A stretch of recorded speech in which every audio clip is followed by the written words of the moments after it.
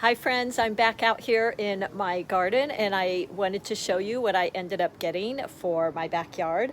I was doing a video for you guys, I don't know, a day or so ago, and I told you I was going to go looking for some hot weather. So if any of you live in hot weather, here's a couple tips. The lantana do great.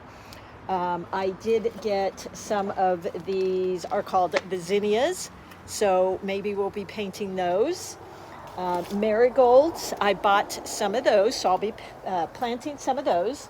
And then the cornflower, which I actually have painted in the past, but maybe we'll play with those. But what I wanted to show you that I planned on painting today, oh, and here's that salvia. This is what you've probably seen me paint a number of times. It's beautiful, and it's really doing great in here. The bumblebees love it. The coneflower, so that's that one. I've painted a number of those, but let me take you on over here to this one. Look how beautiful, it's huge. And this is a perennial, so it'll come up every year. It's called the tick seed, and it's really, really lovely. Look at that. So we're gonna be painting that. I grabbed a couple of these that I'm gonna bring into my studio, and we will go ahead and paint those. They have a really beautiful red center, so I thought that would be fun to play with, maybe some double loading our brush. So let's not waste any more time. I will see you in my studio in just a minute. Hey friends, we're back in the studio here, and I brought with me that little yellow flower that you saw out there. It kind of reminds me of the Black-Eyed Susans, but it's a little bit smaller and a little bit bushier. So it's called the tick seed. As I explained earlier, and it's kind of cool because it has some red in the middle. So we're going to try and paint that, or I'm going to. And the brushes I think I'm going to use, because the edges of the flower are a little bit like jagged, I will maybe try my 8 angle shader, because it's got that angle to it, which I could do really well. I'm also going to have handy here my 10 Filbert. And then for some of the smaller little details, maybe the red in the center, I'm going to utilize my 8 long round. So those are the brushes I'm going to be using. I will also be using, I love going to thrift stores and things and just finding these random little plates. This one actually came from my grandmother's house, and I love painting on them. It actually says it was made in France and has a name on the back, H.R. Baker. I don't know, but I love it. I think it's pretty. So I'm always looking for different things to use as a palette. I have my Meeden white ceramic palette, as you know I love. It's really heavy, and you're not going to have to worry about dumping your water over. I've been there, done that a lot. And I think today I'm going to use, I had some of this here from Paul Rubens. It's their hot press, so we'll see how that works. I'm really more comfortable with cold press or even rough, so we're going to try those out and see how they do today. And then as far as my paints, I'm going to use, I had them sitting here, that MeiLiang Palette by Paul Rubens, but use your Winsor Newtons, use your, you know, I'm a huge fan of those MeiLiangs. This had all the colors in it I felt like I needed. The yellows and the oranges and some of that like reddish color. So I'm going to be using that. But again, use your MeiLiang palette. If you're a beginner, this is such a fabulous palette. I use this in all my workshops. You get so many colors, so you don't have to worry about, as a beginner, you know, trying to mix colors, unless that's your thing and interests you. The colors are really vibrant. They're really creamy. They're very, MeiLiang's is a sister company of Paul Rubens. So a lot of times their colors remind me a lot of the same. I think this little tin with all of these colors is about $18. So it's a great value and a great little beginner set. Okay, so let's go ahead and get started. And I think I'm ready to go. I think what I'm going to do first of all is, as you know, I love my guidelines. So this little flower has 1, 2, 3, 4, 5, 6, 7, 8 petals, and I just naturally will draw 5 or 6 petals. So I'm going to make myself a little guideline here to follow. I'll draw the circle, and I'm going to do these a little bit darker than I might normally because I want you to be able to see. Do another one right here. What I noticed about this plant is it's quite bushy at the bottom, but if you notice, like it's got these long stems. So all of this bushiness was towards the bottom of the flowers. So let's just draw some here. 1, 2, 3, 4. I like odd numbers. So, okay, and then I'm going to do 8 guidelines coming out. So 1, 2, 3, 4, 5, 6, 7, 8. 1, 2, 3, 4, 5, 6, 7. This just keeps my petals all going towards the middle of the flower so they don't get too wonky. There we go. It just kind of keeps me, I don't mind my flowers being a little wonky, but sometimes I at least like them to look somewhat right. Okay, so there we go. The color I'm going to be using is this MeiLiang Palette. I think I'll use the Cad Yellow, and let's try first with this angle brush. So I'm just dipping my brush in some water. I'm going to pick up some of that paint, just getting on the side of my brush. And you know what, actually you could double dip here. So we'll try that on one of the other flowers. So I'm going to put some of that in here, just get a little bit of that ready to go, because I work wet and wet, so I like to have it just ready to go on my palette. Otherwise, sometimes what happens is when you're painting wet and wet, you can go back to your palette and you mix more color, and next thing you know, your paint has dried. Okay, so let's start with that yellow. And the reason I pick this brush is because it's already on an angle, and this little flower has little spiky ends. So I thought this might be perfect. I always rest my hand, and by the way, I hold right about here where the crimping is. So that way it just gives me a little bit more control. The farther back you are, you're going to have some more looseness, which is great, but I want to have a little bit of control here. So I'm going to hold right about here and just anchor my hand, the side of my hand, on my paper here, and start with this brighter yellow, which is a little bit brighter than really the flower is. So I might mix in some of that yellow orange in there. And I've got my consistency of my paint about 50 water, 50% paint. And then if you want, you can tap off. So let's go ahead and get started and see how this technique works. Now, some of these I'm going to double dip the end of my brush in that reddish color, and we'll kind of play with that too. So I'm holding my brush sideways. Yeah, that's really kind of the exact petal that I wanted to get. Ooh, this is perfect. This angle brush, I knew it. And you'll get like this too, where you can just kind of call out the brush that's going to be perfect for the shape you want. And I want to kind of hurry here because I want to be able to get in there while it's still wet and add in that center of red. So let's go ahead and do that. And you know what, actually what I did is I didn't even make a puddle of that red. So hopefully this doesn't dry too quickly. And then let's just tap in, and I'm using just the corner of my brush. Now, keeping in mind I'm using this hot press paper, so it's behaving a little bit differently than I might be used to. I'm going to add a little bit more water, and look at that. Perfect, right? Now I could go in while that's wet. I'm going to get that red out of my brush and pick up a little bit more of that oranginess color and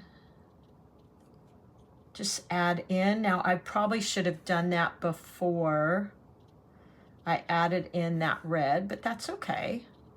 no rules here. And it's just giving it a little bit of interest. I really like the way that red spread. So there you go. Now we'll go in after it dries and add the yellow into the center. We could do it right now, but because the paint's wet, it might just turn into a big blob. Let me show you. Maybe not. It's not bad, actually. Okay, so the second one I want to do, let me turn my paper here, is I want to go in and I'm going to double dip my brush. So let me get some of that yellow here. This is the lemon yellow. Love these this MeiLiang palette, by the way. It's just as nice with the MeiLiang. And then some of that orange, so it's just ready to go. Mix the two together a bit. And then I think what I'll do here is dip one end of my brush in that red. So I'm just taking the edge. You could also use another paintbrush to do that, but let's see what this does. So here we go. That's really pretty. There's a little bit more of a blend. I think I almost like this better.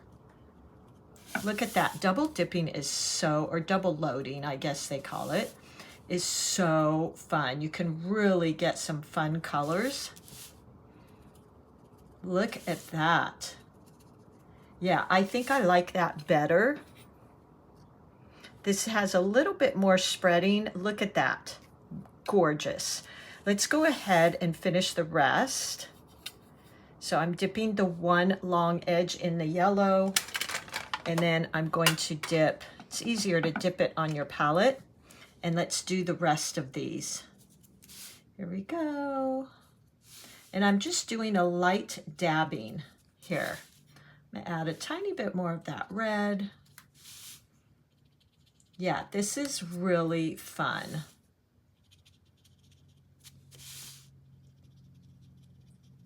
Keep going. So I'm gonna put that side in the yellow, the other side in the red.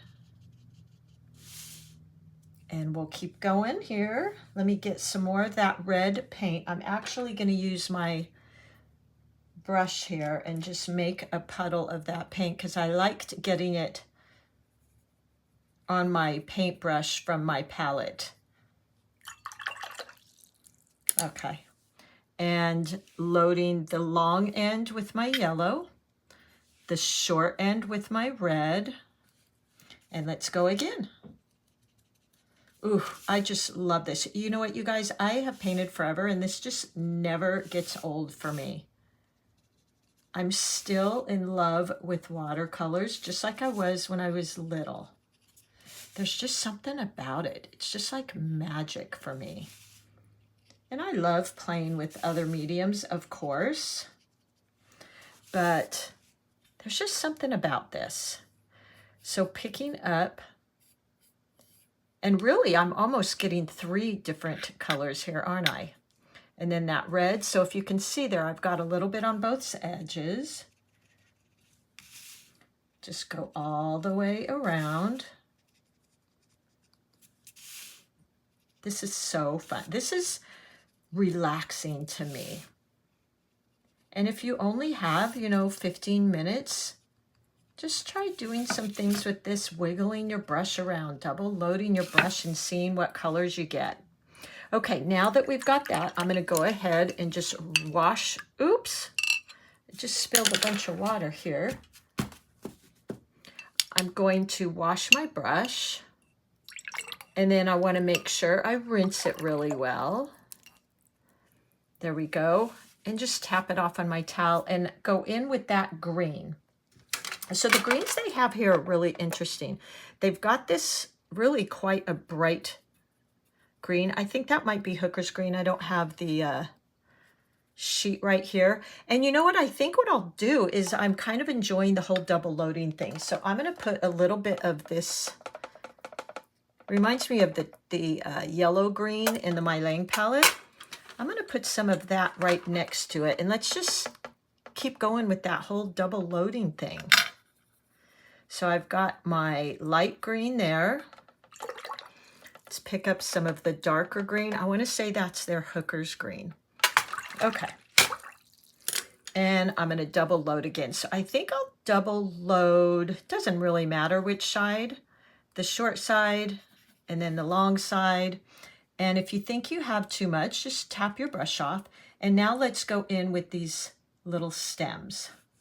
And you can get a really chiseled fine edge using your brush, this angle shader, which these are in my set, by the way, coming out in September. You can get a really, look at that fine edge.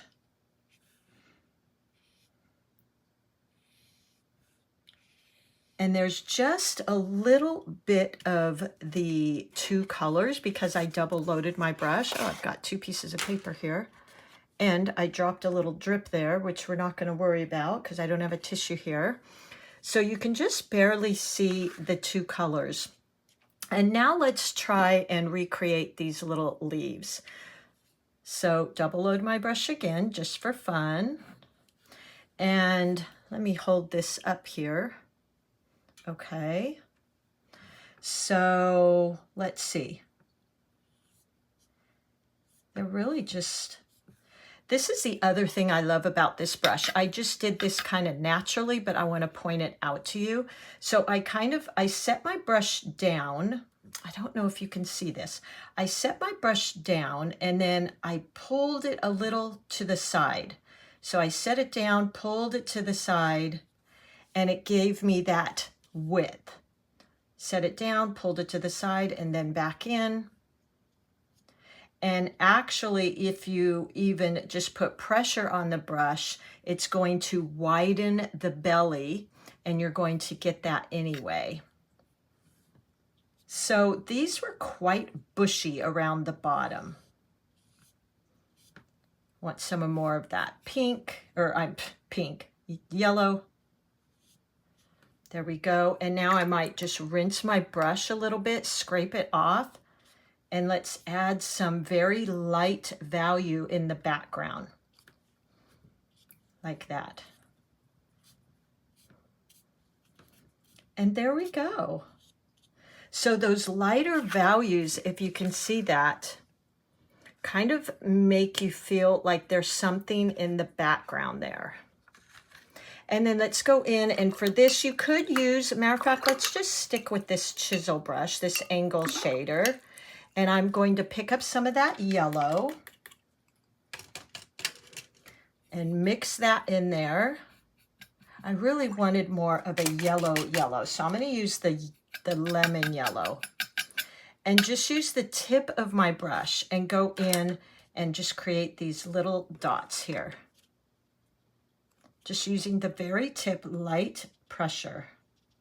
And I'm not completely filling it in. I'm leaving some white spaces like this. And look how fun these are.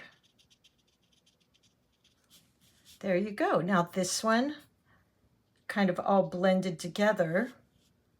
But look how simple that was. This angle shader really makes it easy. And it's a number 8 angle shader. So this is one I designed. So I hope you have fun with it. And let's see, let's grab our little flower. And there we go. Look at that. It fits right in. All right, everybody. I will see you later. I will put my supplies in the description below. If you're new here, and you want to subscribe to my channel to see what I have coming up, just hit that little subscribe button. If you want to be notified, just hit the little bell, and lots of free resources on my website, debbiewalkerart.com. If you have any questions, you can always email me, debbiewalkerart@gmail.com. And I just really thank you guys for being here. I love our engagement and interacting together. I love asking you guys what you want to see and sharing my garden. I'm so passionate about that, and I'm so glad you guys enjoy that as well. All right, I will see you all soon. Happy painting, friends.